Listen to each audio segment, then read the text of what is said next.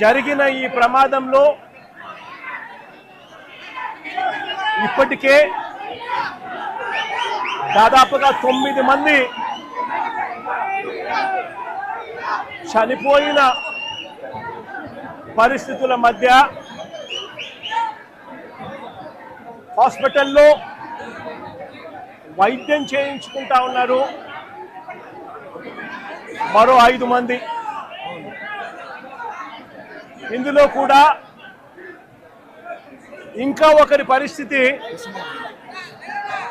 చాలా విషమంగా ఉన్న పరిస్థితుల మధ్య దాదాపుగా 95% బర్న్స్తో ఇంకా ఒక అన్న ట్రీట్మెంట్ చేయించుకుంటా ఉన్నాడు. అంటే దాదాపుగా 9 మంది చనిపోయిన ఈ పరిస్థితుల మధ్య ఈరోజు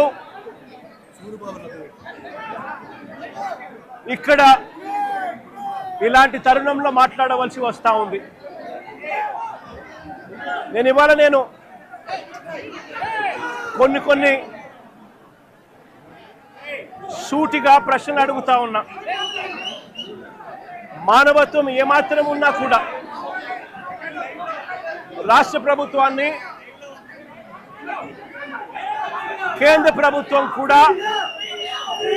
కేంద్ర ప్రభుత్వం మీద ఒత్తిడి కూడా తీసుకొని వచ్చి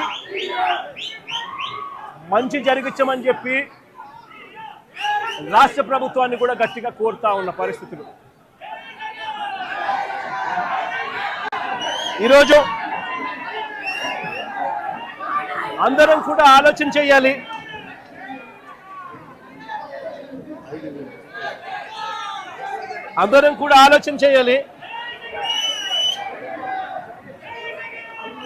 ఈరోజు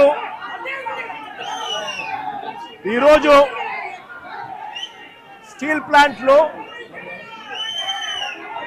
కార్మికులు ఎలా బ్రతుకుతా ఉన్నారు, కార్మికులకు మంచి జరుగుతా ఉందా లేదా అన్నది ప్రతి ఒక్కరూ కూడా ఆలోచన చేయాల్సిన అవసరం. 2024 వైఎస్ఆర్సీపీ ప్రభుత్వం ఉన్నంత వరకు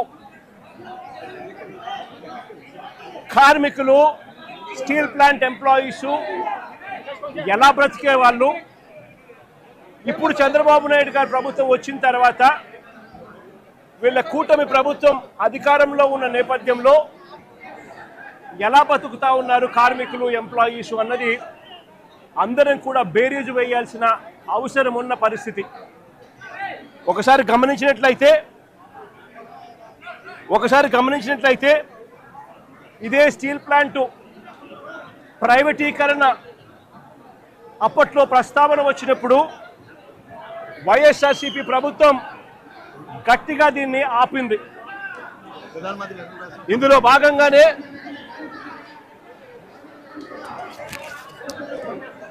భాగంగానే అప్పట్లో 2021 మార్చి 9వ తారీఖున ప్రధానమంత్రి గారికి లేఖలు కూడా రాశాం. ఎట్టి పరిస్థితిలోనూ స్టీల్ ప్లాంట్ ప్రైవేటైజేషన్ జరగకూడదు, ఈ ప్లాంట్ను నిలబెట్టగలిగే పరిస్థితికి వివరిస్తూ ఏ రకంగా చేస్తే ఈ ప్లాంటు నిలబడగలుగుతుంది అని చెప్పి సలహాలు ఇస్తూ ప్రధానమంత్రి గారికి లేఖ కూడా రాశాం.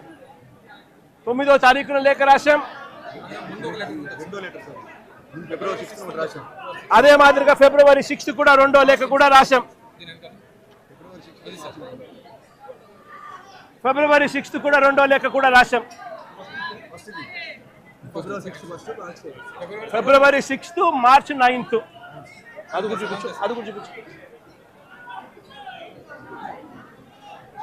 2 లేఖలు ప్రధానమంత్రి గారికి రాశాం. ఫిబ్రవరి 6 మార్చి 9. దీని తర్వాత మేలో 2021 మేలో ఏకంగా అసెంబ్లీలో తీర్మానం చేశాం. ఇది అసెంబ్లీలో తీర్మానం చేసిన మినిట్స్. ఎట్టి పరిస్థితుల్లోనూ స్టీల్ ప్లాంట్ను ప్రైవేటైజ్ చేయడం అన్నది అన్యాయము, చేయొద్దండి అని చెబుతూ ఏ రకంగా ఈ ప్లాంట్ను గొప్పగా నిలబెట్టగలుగుతాము, ఏ రకమైన మార్పులు చేర్పులు చేయగలిగితే ఈ ప్లాంటు బ్రహ్మాండంగా నడిచే పరిస్థితి ఉంటుంది అని చెప్పి కూడా వివరిస్తూ సలహాలు కూడా ఇచ్చాం. ఈ సలహాలన్నీ కూడా ఇస్తూ అసెంబ్లీలో తీర్మానం చేసి therefore the house unanimously resolves to oppose the decision of the government of India on strategic disinvestment of government of India's shareholding in RINL Visakhapatnam along with the management control by way of privatization. Also resolved to request the government of India to consider the measures suggested by the Honorable Chief Minister of Andhra Pradesh in his letter dated 6th February 2021 and 9th March 2021 to make RINL profitable and remain the pride of Telugu people and the state of Andhra Pradesh. ఈ మాదిరిగా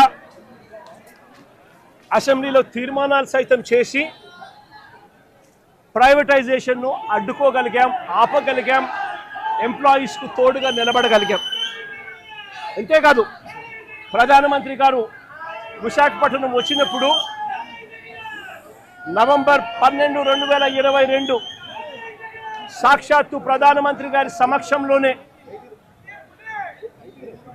ప్రైవేటైజేషన్కు ఆపండి అని చెప్పి కూడా ప్రధానమంత్రి గారిని కోరడం కూడా జరిగింది.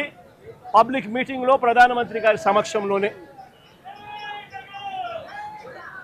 నేను చెప్తా ఉన్నా, ఆ వాలెట్కి వైఎస్ఆర్ కాంగ్రెస్ పార్టీ అంత గట్టిగా ఎంప్లాయీస్కు తోడుగా ఉన్నది కాబట్టి, అంత గట్టిగా నిలబడింది కాబట్టి ఆ రోజు 28,000 మంది ఉద్యోగస్తులు పనిచేస్తూ ఉన్నారు వైఎస్ఆర్ కాంగ్రెస్ పార్టీ ప్రభుత్వం దిగిపోయే నాటికి. నేను అడుగుతా ఉన్నా, ఈరోజు పరిస్థితి ఏమిటి అనంటే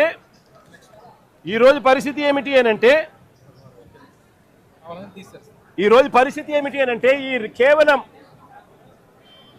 ఈ 2 సంవత్సరాల కాలంలోనే ఏకంగా 28,000 మంది పనిచేస్తూ ఉన్న ఈ సంస్థలో కాంట్రాక్ట్ అయితేనేమి, పర్మనెంట్ ఎంప్లాయీస్ అయితేనేమి, రెగ్యులర్ ఎంప్లాయీస్ అయితేనేమి 28,000 పనిచేస్తూ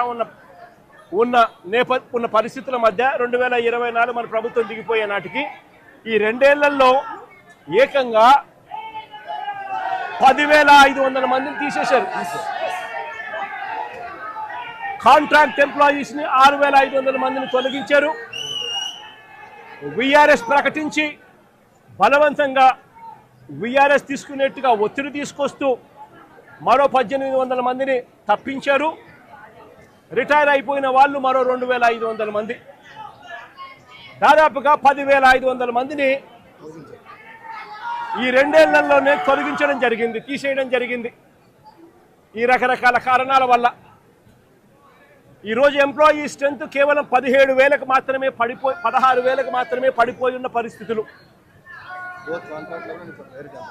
ఆశ్చర్యం ఏమిటి అనంటే ఈ 16,000 మంది ఎంప్లాయీస్ను పరిస్థితి ఎలా ఉంది అని చెప్పి కూడా ఒకసారి గమనించినట్టయితే 4.5 నెలల జీతాలు పెండింగ్,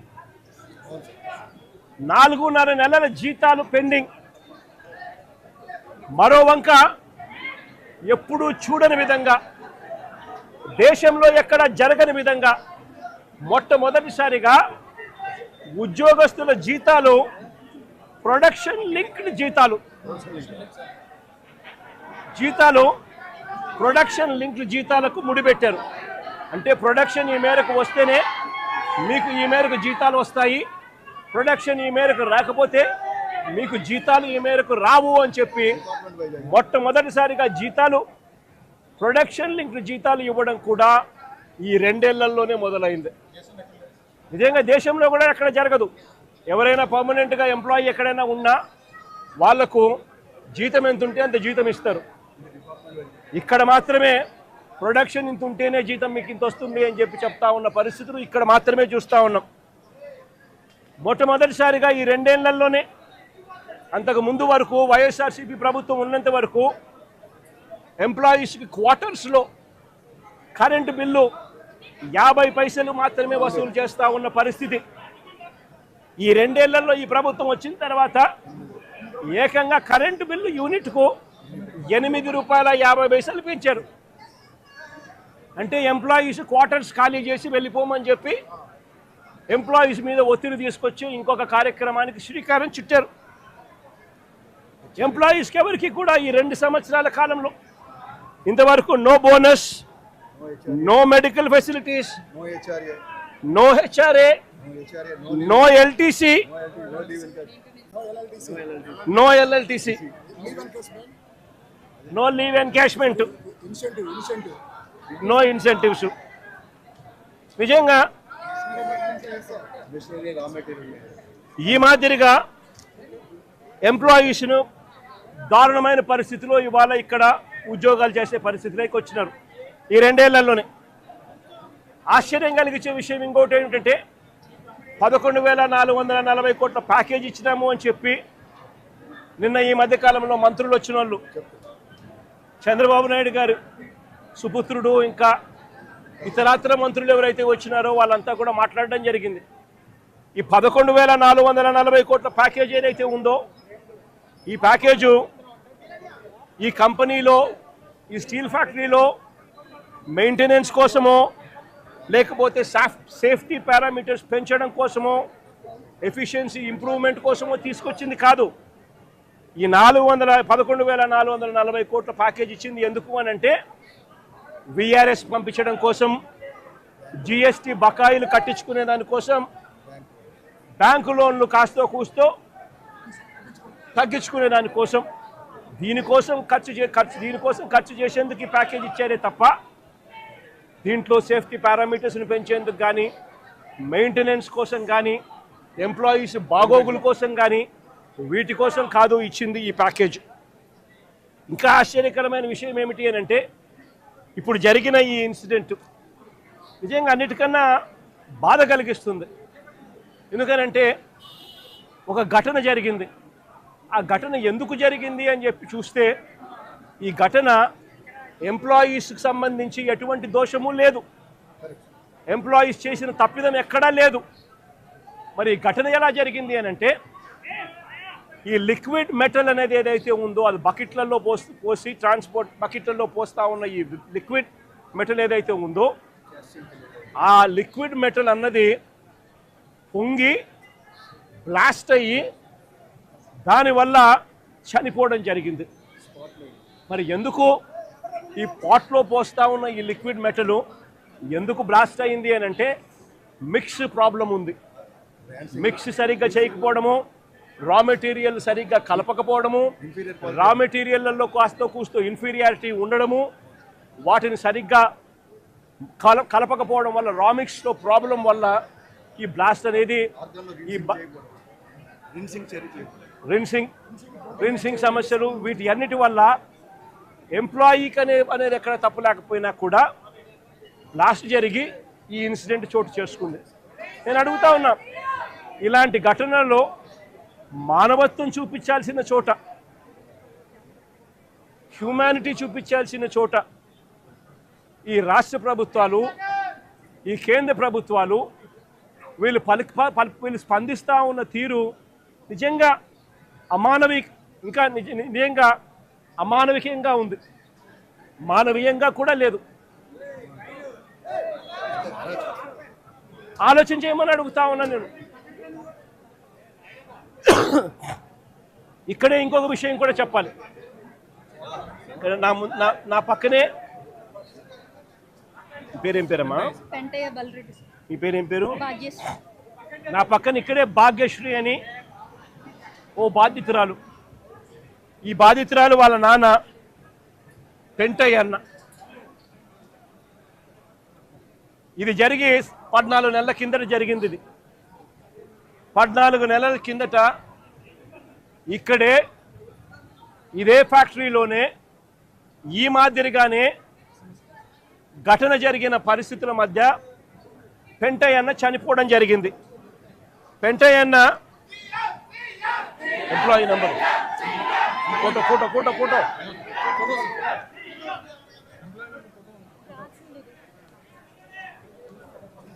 ఈ పెంటయ్యన్న employee number 124185, permanent employee, regular employee. SMS 2లో పనిచేస్తూ ఉన్నాడు, మాస్టర్ టెక్నీషియన్గా పనిచేస్తూ ఉన్నాడు. చనిపోయింది 1/4/2025, 1/4/2025, 1 April 2025 చనిపోయాడు. నేను అడుగుతా ఉన్నా, ఈ పెంటయ్యన్నకు కూతురు, ఇదిగో ఐడి కార్డు, ఈ పెంటయ్యన్నకు కూతురు పేరేం పేరుమా? భాగ్యశ్రీ కూతురు, కొడుకు ప్రసాద్, నవీను ప్రసాద్.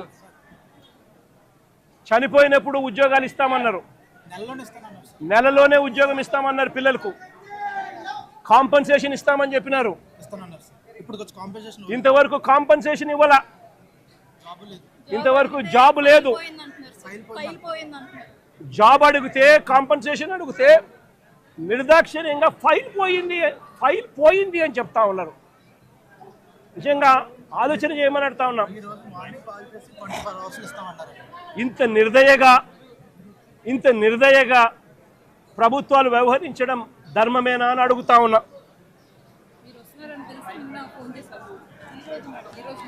సిమిలర్గా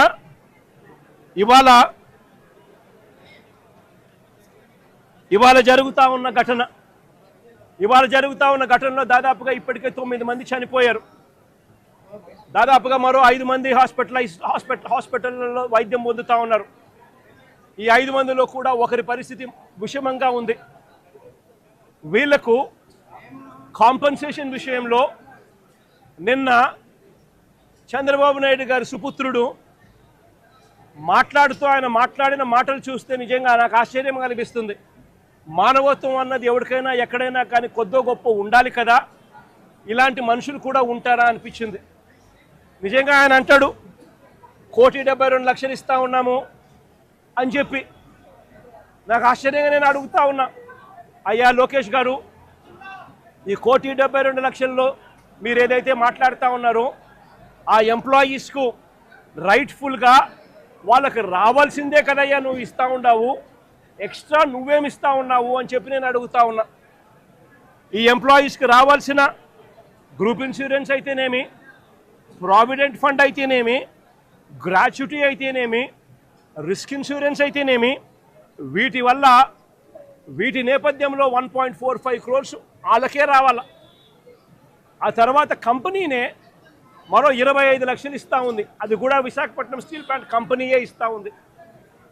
కేవలం ప్రైమ్ మినిస్టర్ రిలీఫ్ ఫండ్ కింద కేవలం 2 లక్షల రూపాయలు అదనంగా ఎక్స్గ్రేషియా కింద వస్తూ ఉంది. రాష్ట్ర ప్రభుత్వం నుంచి 0 రూపాయి అంటే రూపాయి కూడా ఇవ్వడంలే.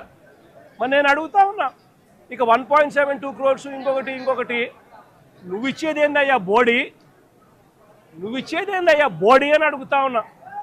వాళ్ళకి రావాల్సిందే, వాళ్ళ హక్కుగా వాళ్ళకి రావాల్సిందే వాళ్ళకు వస్తూ ఉంది. వాళ్ళకి అది ఇస్తూ ఉన్నారు, అది వాళ్ళకి ఇస్తూ ఉన్నారని మీరు చెప్తా ఉన్నారు. ఇది నిజంగా ధర్మమేనా, న్యాయమేనా అడుగుతా ఉన్నా. ఇదే విశాఖపట్నంలో ఇంతకుముందు మా హయాంలో ఇలాంటి ఒక దుర్ఘటన జరిగితే అక్కడ కూడా మనుషులు చనిపోతే ఎంతమంది చనిపోయినారు? ఎల్జీ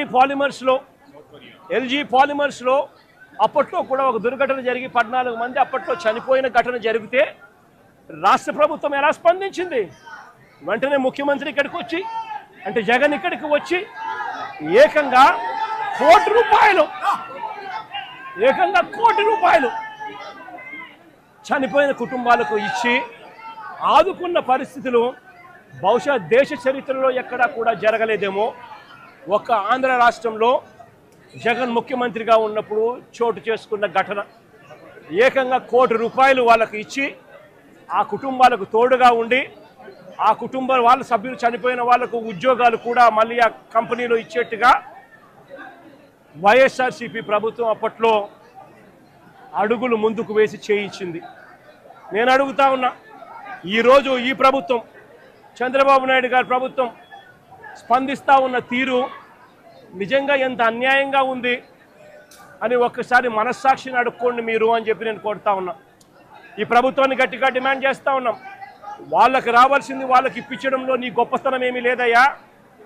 వాళ్ళకి రావాల్సిన కోటి 72 లక్షలు కోటి 72 లక్షలు ఏదైతే ఇస్తా ఉన్నారో, 1,45 లక్షలు వాళ్ళకి రావాల్సింది ఏదైతే ఇస్తా ఉన్నారో అది గొప్పతనం. నీ గొప్పతనం ఏమీ కాదు. కంపెనీ నుంచి కేవలం 25 లక్షల రూపాయలు మాత్రమే ఆ ఎంప్లాయీస్కు వస్తూ ఉంది. ఈ నేపథ్యంలో నేను చెప్తా ఉన్నాను, అయ్యా అప్పట్లో వైసీపీ ప్రభుత్వంలో ఉన్నప్పుడు ఏ రకంగా అయితే ₹1,00,00,000 ప్రతి కార్మికుడికి ఇచ్చి తోడుగా ఉన్న నేపథ్యం పరిస్థితులు ఏ రకంగా జరిగాయో అదే మాదిరిగా ప్రతి ఎంప్లాయీకి మేము ఇంతకుముందు చేసి చూపించినాం. మేమేదైతే చేసి చూపించినామో అదే మిమ్మల్ని కూడా చేయమని అడుగుతా ఉన్నాం. మేమేమి ఎక్కడా కూడా అన్యాయంగానో లేకపోతే మేము చెయ్యనిది మిమ్మల్ని చేయమని చెప్పి అడగడంలా మేమేదైతే చేశామో అదే చేయమని అడుగుతా ఉన్నాం. వెంటనే వాళ్లకు ఈ 1,45 లక్షలకు అదనంగా వాళ్ళకి ఏదైతే వస్తూ ఉన్నదో దాంట్లో నీ ప్రమేయం ఏదైతే లేదో వాళ్ళకు సంబంధించిన group insurance, provident fund, gratuity, risk insurance ఈ రూపేణ వాళ్ళకు వస్తూ ఉన్న 1,45 లక్షలు ఏదైతే వస్తూ ఉందో దానికి అదనంగా మరో ₹1,00,00,000 ఖచ్చితంగా వాళ్ళకి ఇవ్వాలి. వాళ్ళ కుటుంబ సభ్యులకు కూడా అదే మాదిరిగా ఉద్యోగాలు కూడా వెంటనే ఇవ్వాలని కూడా కోరుతా ఉన్నాం. అదే మాదిరిగా నా పక్కన చెల్లి భాగ్యం ఇక్కడే ఉంది. వాళ్ళ కుటుంబం కూడా ఇదే మాదిరిగానే సంవత్సరం 14 నెలల కిందట 14 వాళ్ళ భార్య ఇక్కడే ఉంది. 1/4/2025లో చనిపోయిన పెంటయ్యన్న కుటుంబానికి కూడా ఇదే ప్యాకేజ్ కూడా వాళ్ళకు కూడా వర్తింపచేసి వాళ్ళ కుటుంబానికి కూడా ఇదే మాదిరిగానే ఆదుకోవాలి అని చెప్పి రాష్ట్ర ప్రభుత్వానికి, కూటమికి ఇద్దరికీ కూడా గట్టిగా వీళ్ళిద్దరికీ కూడా చెప్తా ఉన్నాం. మరీ ముఖ్యంగా చంద్రబాబు నాయుడు గారికి, మరీ ముఖ్యంగా రాష్ట్ర ప్రభుత్వానికి, ఎందుకంటే బాధ్యత రాష్ట్ర ప్రభుత్వం కాబట్టి వెంటనే చిత్తశుద్ధి చూపండి, ఎంప్లాయీస్కి తోడుగా ఉండండి. మీరు కూడా అసెంబ్లీలో వైఎస్ఆర్ కాంగ్రెస్ పార్టీ తీర్మానం చేసినట్టుగానే మీరు కూడా ప్రైవేటైజేషన్కు వ్యతిరేకంగా అసెంబ్లీలో మేము చేసినట్టుగానే తీర్మానం కూడా చేసి కేంద్రానికి పంపి ఇది జరగకుండా కూడా ఆపే కార్యక్రమంలో చిత్తశుద్ధిని కూడా చూపండి అని చెప్పి కూడా గట్టిగా వీళ్ళందరికీ కూడా కోరుతా ఉన్నాం.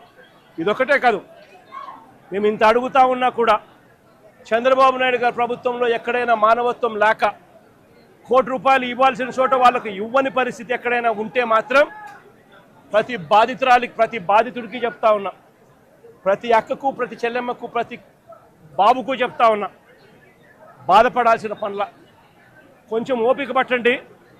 దేవుడి దయతో మన ప్రభుత్వం వచ్చిన వెంటనే ఒక నెల తిరక్క మునిపే ₹1,00,00,000 రాష్ట్ర ప్రభుత్వం తరఫు నుంచి వీళ్ళకి ఇచ్చి ఆదుకుంటామని చెప్పి ఖచ్చితంగా చెప్తా ఉన్నాం.